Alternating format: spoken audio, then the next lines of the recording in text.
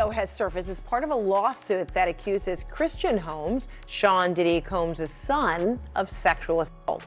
The music mogul is not accused of sexual assault in the lawsuit, but is included over allegations of liability and aiding and abetting. The lawsuit cites audio from a makeshift recording studio on the yacht where the alleged assault happened.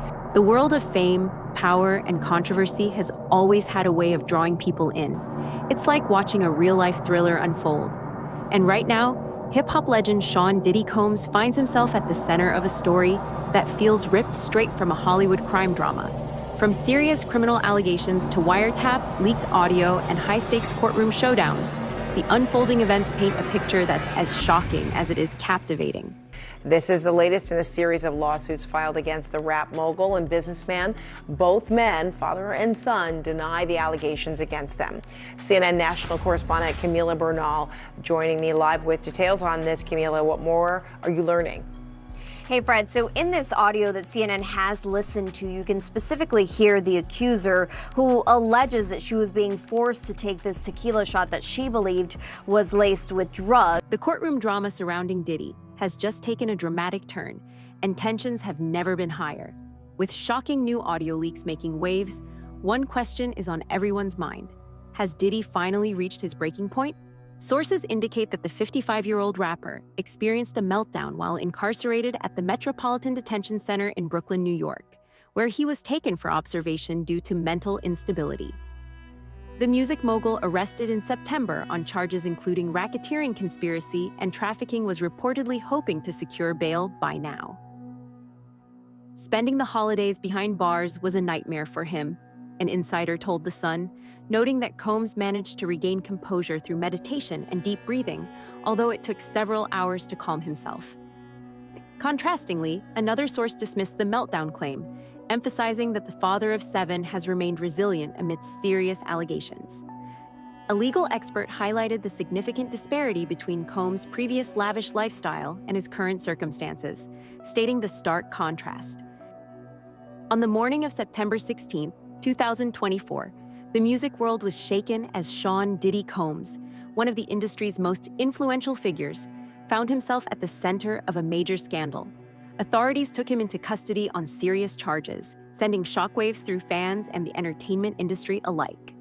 The U.S. Justice Department unsealed charges against Combs on Tuesday that alleged he abused, threatened, and coerced women and others around him to fulfill his sexual desires, protect his reputation, and conceal his conduct. Prosecutors said that Combs, that's P. Diddy, that's his real name, carried out his scheme by relying on the employees, resources, and influence of the multifaceted business empire that he led and controlled, creating a criminal enterprise whose members and associates engaged in and attempted to engage in, among other crimes, sex trafficking, forced labor, kidnapping, arson, bribery, and obstruction of justice. Prosecutors say that in times relevant to the indictment, Combs engaged in persistent and pervasive pattern of abuse towards women and other individuals. The abuse was at times verbal, emotional, physical, and sexual. The allegations were nothing short of shocking: racketeering, sexual abuse, and sex trafficking. These accusations exposed a disturbing web of power and control lurking behind the glitz and glamour of the entertainment industry. What seemed like a world of fame and fortune had a much darker underbelly, where influence was allegedly used not to inspire, but to manipulate and exploit.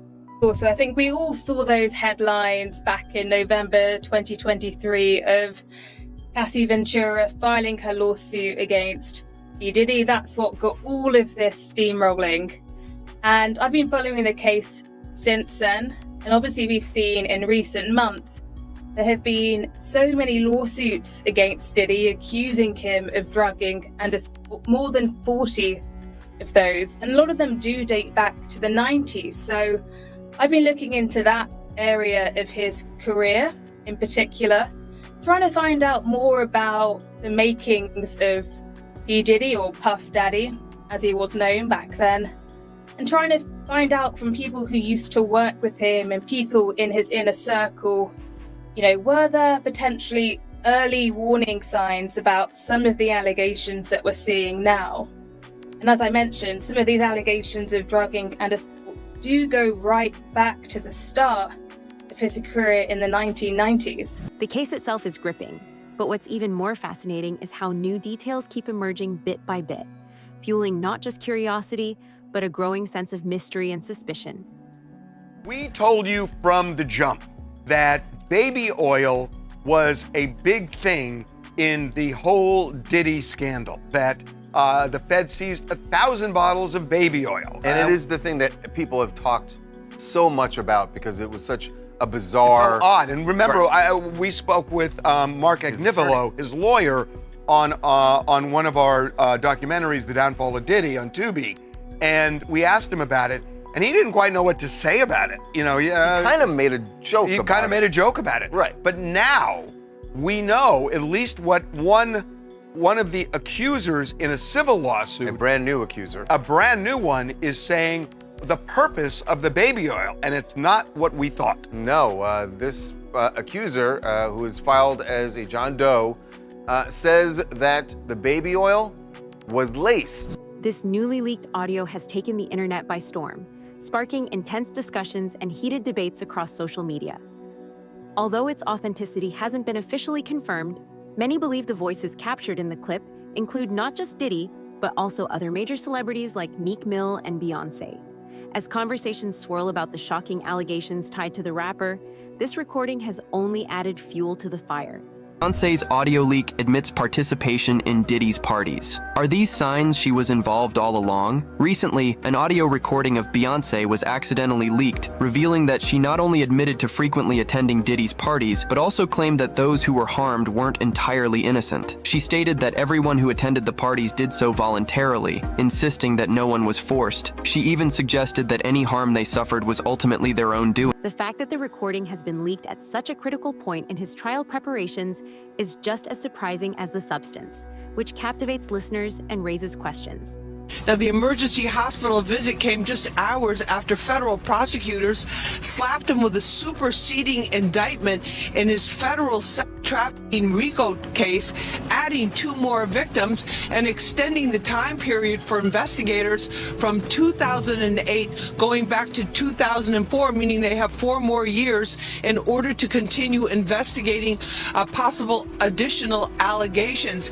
Now, all of this taking place, as it seems every week, there's another docuseries or documentary being cranked out about Diddy, which criminal defense attorneys who try cases in the Southern District here at the federal courthouse tell me can possibly taint potential juries that are going to hear this case when it gets going in May. Now, he will be back in the criminal case here in this courthouse in about 2 weeks. Has the most recent audio leak finally broken the mysterious persona of the most powerful entrepreneur in hip-hop?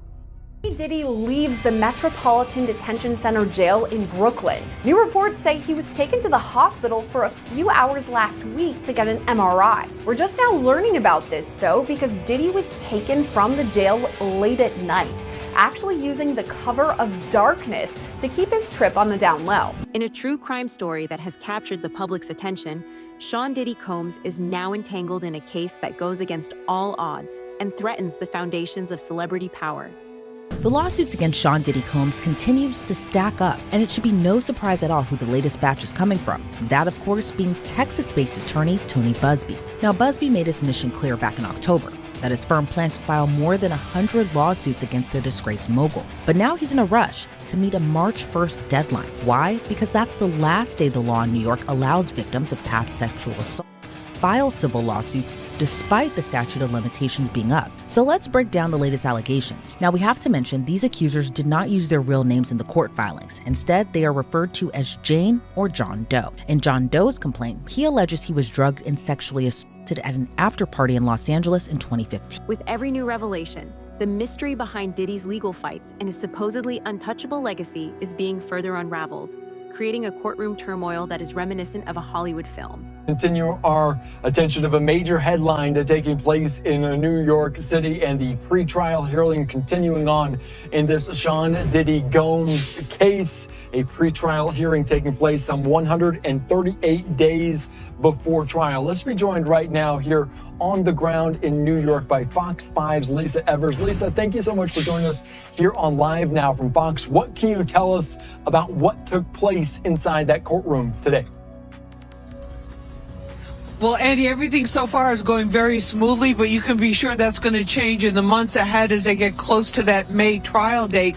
But Sean Diddy Combs got a break today from the dismal lockdown atmosphere of the Metropolitan Detention Center in Brooklyn by appearing here in federal court for this pretrial hearing. Despite the lack of a conviction, Diddy's composure appears to be deteriorating due to the weight of multiple charges, some of which date back 20 years, as indicated by the intense nature of the proceedings. So Sean Combs' legal team has just raised, I would say, a new issue, sort of new issue to the court, and we're going to address it right now. And it concerns, of all things, believe it or not, access to a laptop while he's in the Metropolitan Detention Center, the MDC, where he's currently locked up while he's waiting trial next year. And before I even go into the defense's letter, I said it was new, but really, this is an issue that has come up before. You see, Sean Combs' defense lawyers, they have argued that the conditions at the MDC make it incredibly difficult for him to properly review evidence in the case and prepare for trial. And yes, he has a constitutional right to prepare for his trial.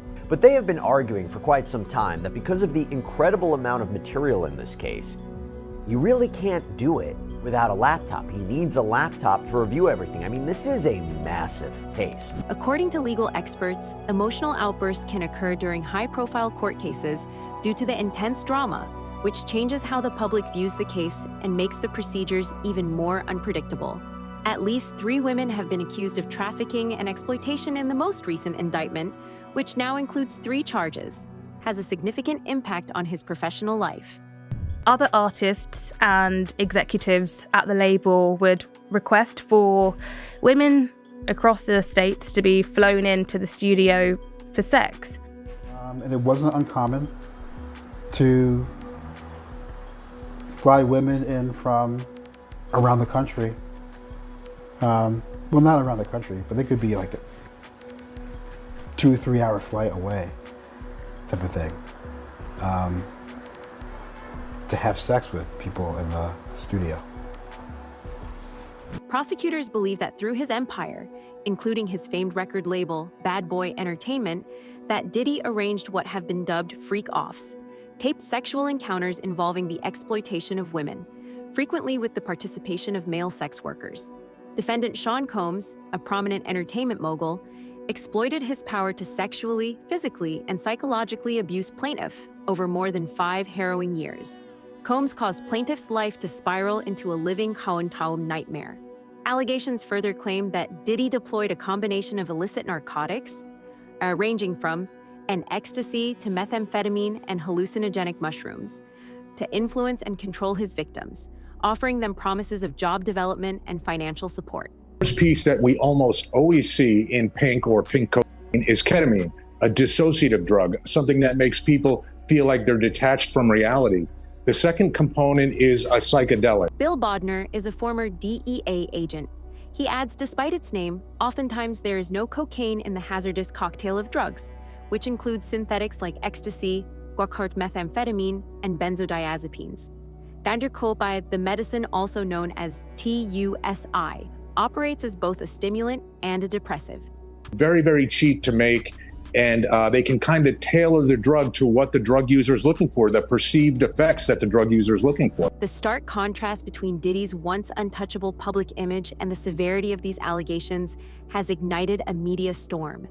Every new twist and turn is not just a legal update, it's become a full-blown spectacle, where the boundaries between justice and sensationalism are becoming increasingly blurred.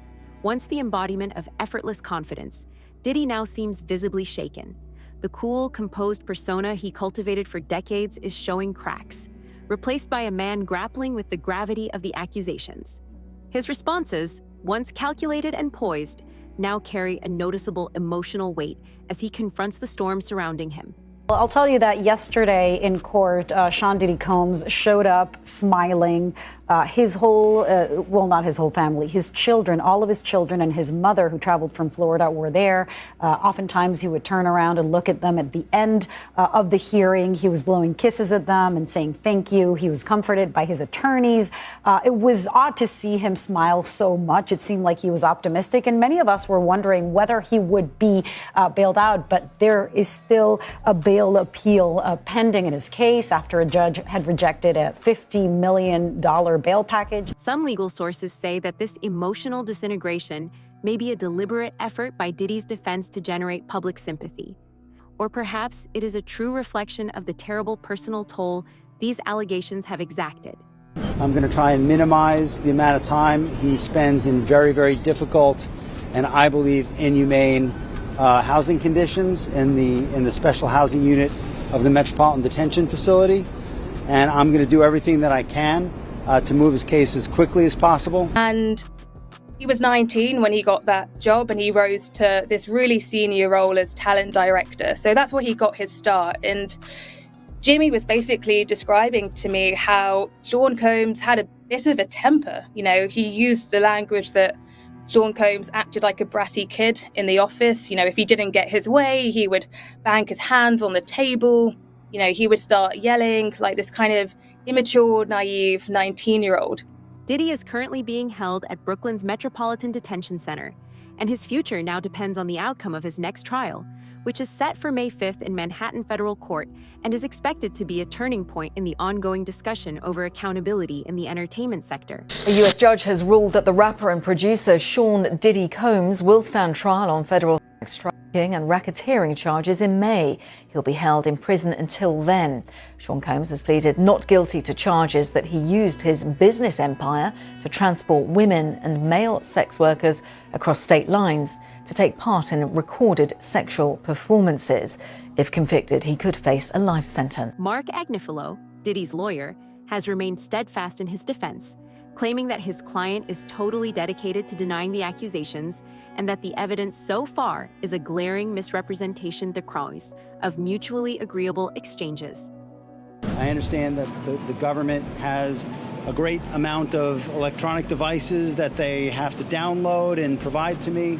But everything's on the government's timetable, nothing's on the defendant's timetable, and they're going to have to accommodate me and him and give us a quick trial, and I'm going to be pushing for that. He's ready, he's focused. He has been ready to defend this case since he first found out about this case. Nothing has changed from his perspective.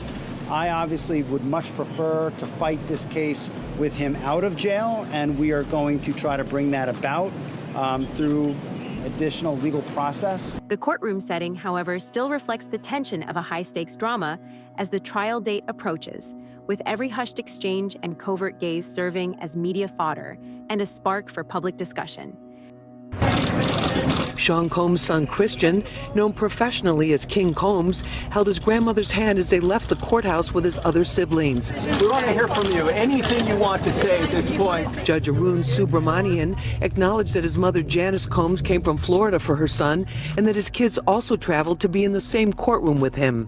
Combs' attorney Anthony Rico sat by his side throughout the proceeding. He's handling the appeal of his bail denial, which is a separate case in the appeals court. He's making an adjustment. He had his family here today to support him. We really want to put an end to all of the clowning that we see on the internet. This is a serious proceeding with serious consequences. Courtroom chaos in this case goes far beyond legal strategies.